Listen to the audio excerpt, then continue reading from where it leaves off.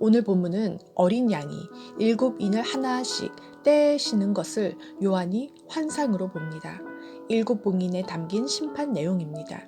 7인은 세상 종말이 다가왔다는 징조입니다. 전쟁, 내란, 기근, 지진, 박해, 기독교 핍박 등이 나타납니다. 지금 세계 곳곳에서 이 현상들, 재난, 재앙들이 일어나고 있는데 지금 이 세상 종말이 임박했다고 우리가 봐야 할 것입니다.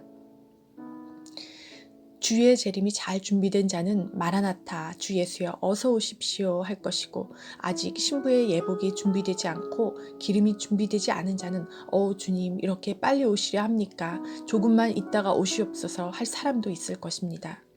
우리가 공간 복음서와 요한계시록에서 재앙 앞에 분명히 알아야 할 것은 하나님께서 이 모든 재앙을 주관하시는 주관자시라는 것입니다.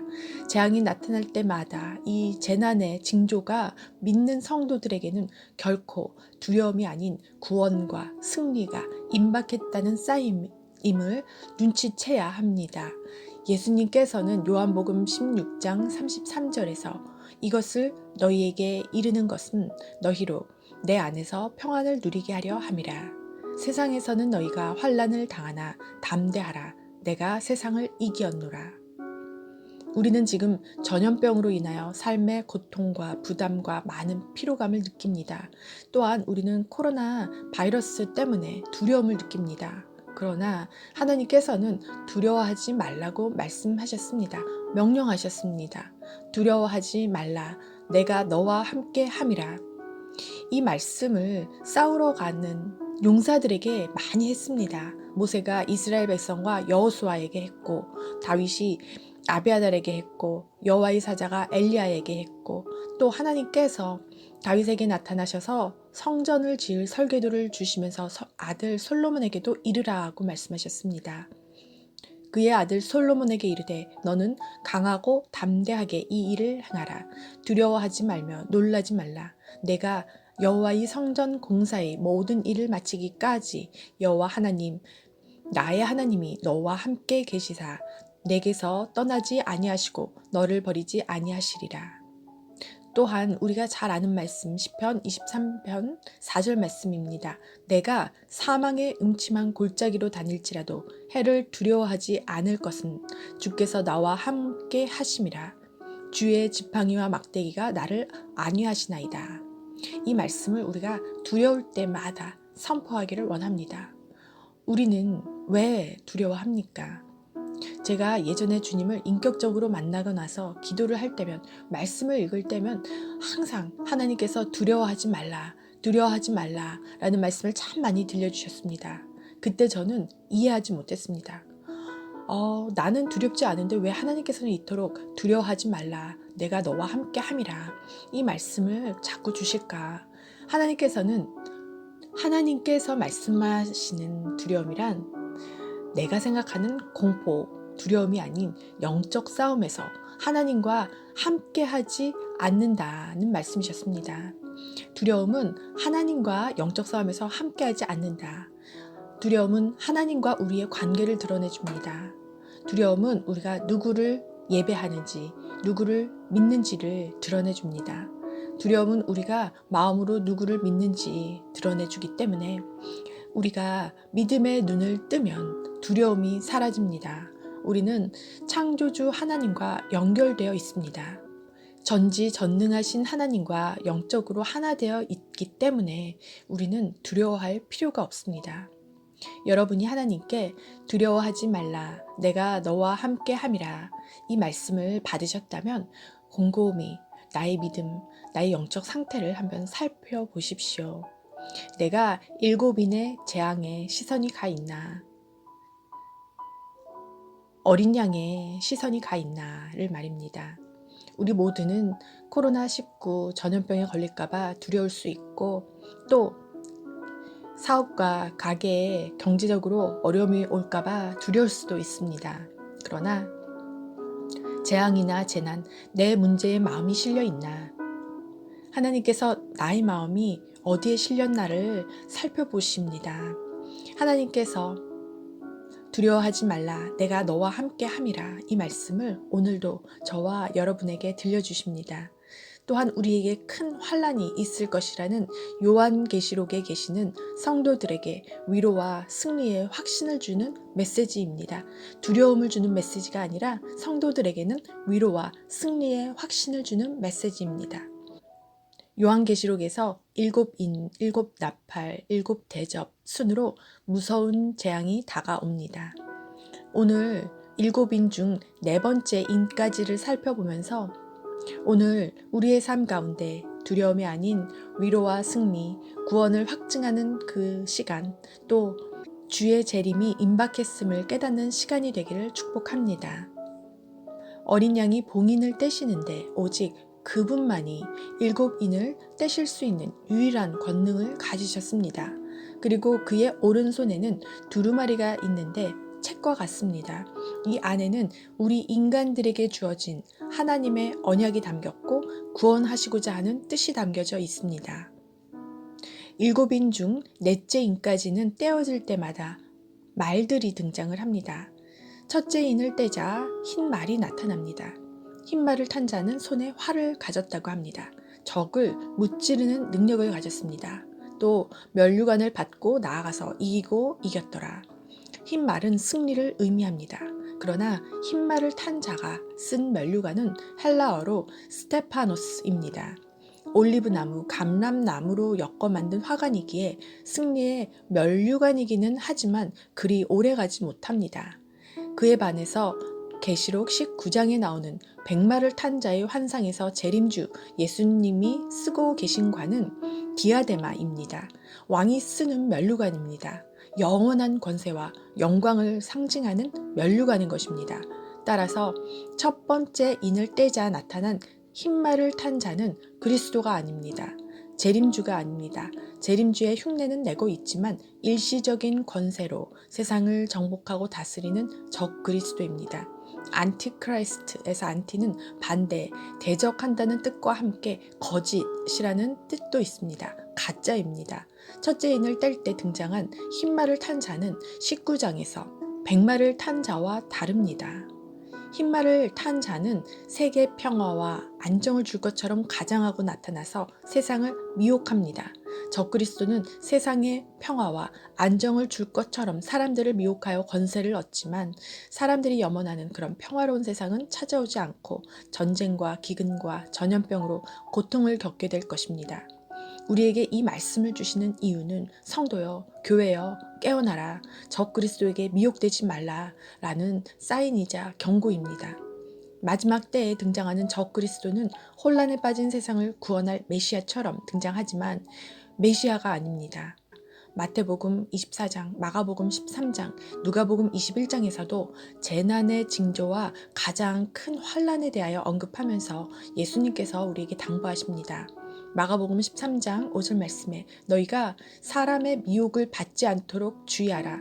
많은 사람이 내 이름으로 와서 이르되 내가 그라 하여 많은 사람을 미혹하리라. 난리와 난리의 소문을 들을 때에 두려워하지 말라. 이런 일이 있어야 하되 아직 끝은 아니니라. 적그리스도가 아닌 우리가 기다리는 재림주 그리스도는 이 모든 재앙들, 7인, 7나팔, 7대접 재앙이 종결된 이후에 19장 이후에 등장합니다. 계시록 19장 이후에 등장합니다. 이런 일들이 있고 아직 끝이 아니라고 하십니다. 거짓 그리스도, 적 그리스도는 활의 권능으로 다스리기 위해 나타날 것입니다. 혹자는 적 그리스도가 로마 교황이다.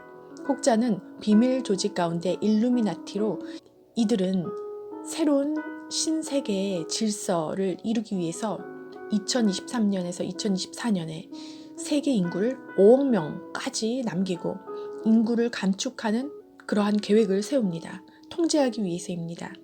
그리하여 세계적인 전체주의, 세계 단일 정부를 수립하려고 한다고 합니다. 우리는 누가 아직까지 적그리스도인지 알 수는 없지만 깨어 있어야 합니다. 분명히 성경에서 첫째 인에서도 적그리스도가 계시되어 있기 때문입니다. 둘째 인을 떼자 나타나는 붉은 말을 탄 자는 전쟁을 상징합니다. 붉은색은 요한계시록 17장 18절에서는 용을 지칭하기 위해 2번이나 언급이 되는데 붉은색, 붉은 말을 탄 자가 허락을 받아 땅에서 평화를 제하여 버리고 서로 죽이게 하고 큰 칼을 받더라. 여기서 재앙은 하나님께서 내리시는 것이 아닌 하나님의 허락을 받아서 하나님의 주권하에 붉은 말 탄 자가 땅에서 전쟁을 일으킴을 볼 수가 있습니다. 구약 성서에서도 전쟁은 하나님께 달려 있다고 나옵니다. 다윗이 인구 조사를 했을 때 하나님께서는 그 죄악을 심판하시고자 전쟁을 택하던지 다윗이 왕이 도망을 다니던지 전염병을 내리시겠다고 합니다. 하나님께서는 허락을 하십니다. 전쟁을. 하나님의 심판의 도구로 전쟁을 사용을 하십니다. 마가복음 13장 8절 말씀에 민족이 민족을 나라가 나라를 대적하여 일어나겠고 곳곳에 지진이 있으며 기근이 있으리니 이는 재난의 시작이니라. 나라와 나라의 전쟁과 민족끼리의 내분, 분쟁, 지진과 기근은 재난의 끝이 아닌 시작이라고 말씀합니다. 우리가 지금 요한계시록 재난의 시작을 보고 있습니다. 셋째 인을 떼자 손에 거울을 들고 검은 말을 탄 자가 나타납니다. 이는 기근을 의미합니다. 6절에서 한 데나리온에 밀 한 되요 한 데나리온에 보리 석 되로다. 또 감람류와 포도주는 해치지 말라 하더라. 데나리온은 예수님 당시 남자 장정 한 사람이 하루에 받는 품삯입니다. 당시 밀은 사람들이 먹는 주식이었고 보리는 가축 사료였습니다. 밀 한 되는 장정 한 사람의 하루분 식량이었다고 한번 상상해 보십시오.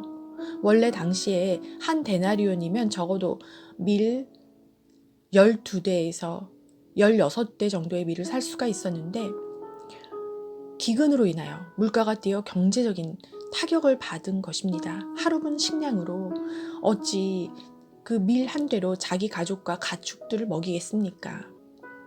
이 세 번째 인이 떼어지면 경제적인 타격이 올 것입니다. 넷째 인이 떼어지자 청황색 말을 탄 자가 나타나는데 사망, 음부라고 소개를 합니다. 청황색은 옐로우 그린은 시체가 썩고 부패할 때 내는 색깔입니다. 청황색 말을 탄 자는 죽음의 사자입니다. 죽음의 영입니다. 사망이라는 단어는 전염병을 뜻하는 히브리어 데베르에서 온 것인데 청황색 말은 전염병 재앙입니다. 사망 재앙입니다. 넷째 인이 떼어지면 청황색 말을 탄 자인 사망이 땅 4분의 1의 권세를 얻어 권능을 받아 전쟁과 기근과 전염병으로 땅의 짐승과 사람들의 4분의 1이 죽게 될 것을 예고를 합니다. 출애굽기에 나오는 10재앙 중에서 5번째 악질 재앙과 6번째 독종이 합쳐진 것입니다. 악질의 재앙은 애굽 땅에 있는 소와 양 같은 생축들을 죽음으로 몰고 간 전염병이었고 독종, 종기 재앙은 짐승과 사람 모두에게 고통을 주는 재앙이었습니다.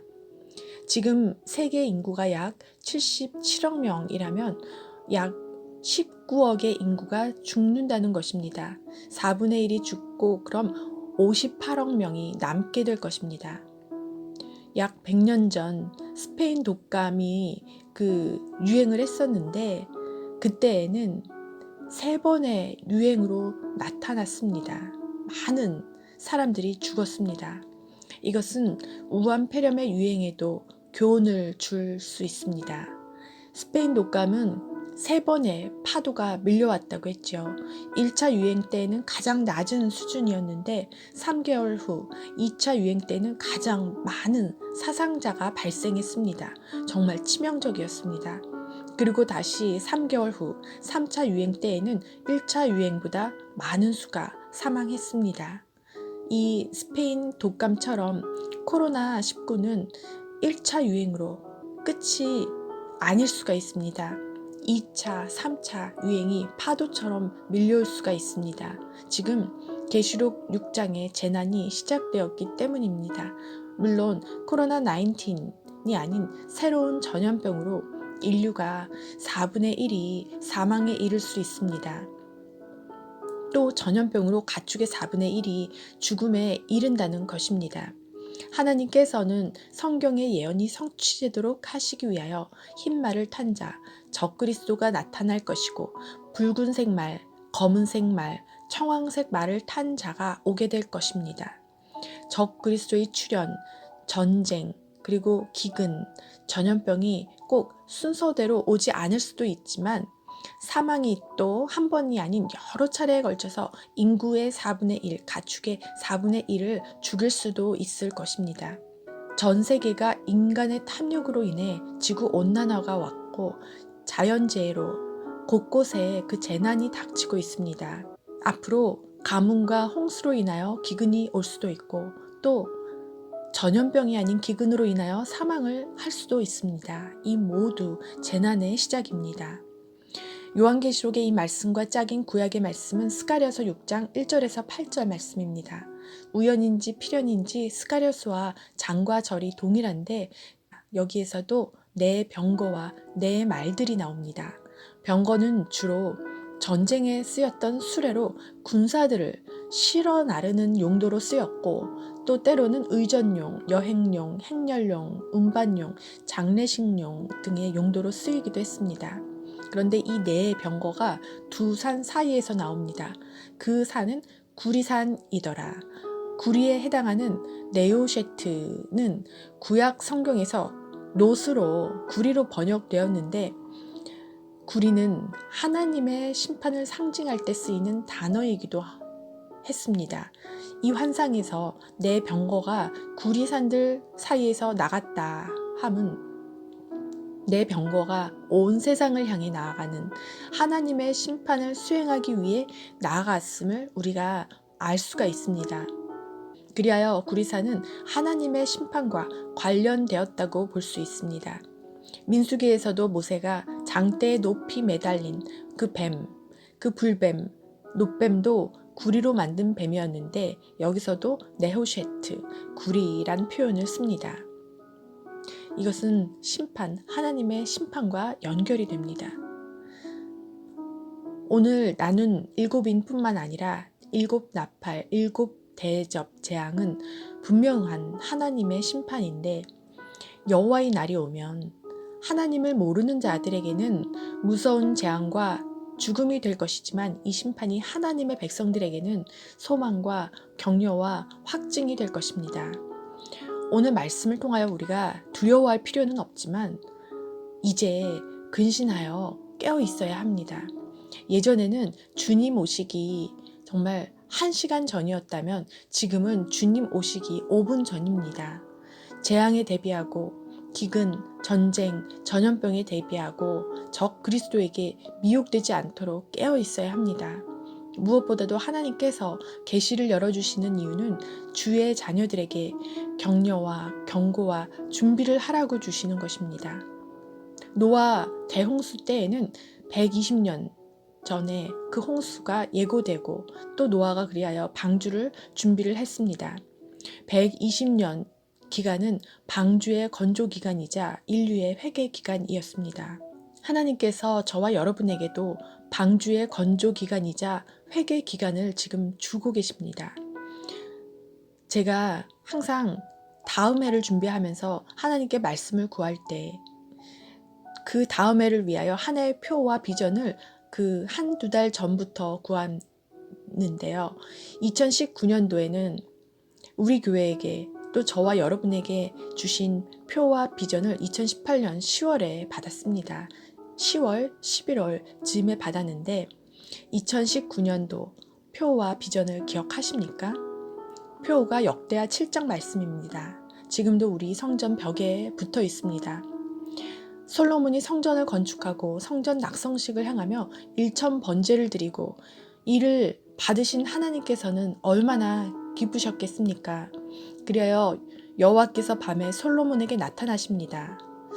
하나님께서는 어떤 축복의 말씀을 주셨을까요? 저는 이 말씀을 받고 조금 의아했습니다. 우리 교회와 우리의 예배를 하나님께서는 정말 기뻐 받으신다는 것을 아는데 13절에 재앙, 재난에 대해 말씀하신 것입니다.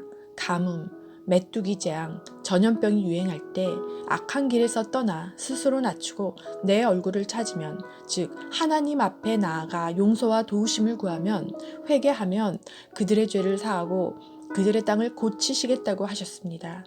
이미 이 성전을 거룩하게 하여 내 이름을 영원히 있게 하였다. 항상 하나님 아버지의 눈과 마음이 여기에 항상 있겠다 약속을 하셨습니다. 그때는 의아했지만 일곱인이 이렇게 우리 시대에 떼어질 줄은 몰랐습니다.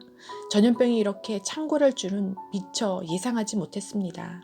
그러나 두려워하지 맙시다. 하나님께서는 우리에게 이 말씀을 주신 것입니다. 준비하라고. 방주의 건조 기간은 또 회개 기간을 우리에게 주신 것입니다. 그래서 우리가 두려워하지 맙시다. 두려움은 하나님과 우리의 관계를 드러내 준다고 했습니다. 사랑은 두려움을 내어 쫓나니. 두려움은 우리가 누구를 믿는지를 드러내 준다고 했습니다. 두려움은 우리가 마음으로 누구를 신뢰하는지를 드러내 준다고 했습니다. 어린 양은 인을 떼셨습니다. 마귀는 또 두루 삼킬 자를 찾을 것이지만 하나님께서 저와 여러분에게 방주를 잘 짓도록, 또 곧 오실 주님을 위해 신부 단장을 하라고 회개의 기간을 미리 깨우쳐 주셨습니다. 우리가 잘 준비되어야 어린 양의 혼인잔치에서 아름다운 신부로 신랑을 맞이할 수 있을 것입니다. 우리가 재앙에 당황하거나 두려워하지 마시고 잘 준비해야 합니다. 오늘 말씀은 하나님께서 우리에게 위로와 격려와 소망을 주시기 위함임을 기억하고, 시편 91편 말씀도 좋고 시편 23편 말씀도 좋습니다. 우리가 적그리스도의 미혹과 또 활과 큰 칼과 저울을 잘 대적하기 위하여, 두려움을 내어쫓기 위하여 말씀의 검으로 물찌를 수 있기를 예수 그리스도의 이름으로 축원합니다.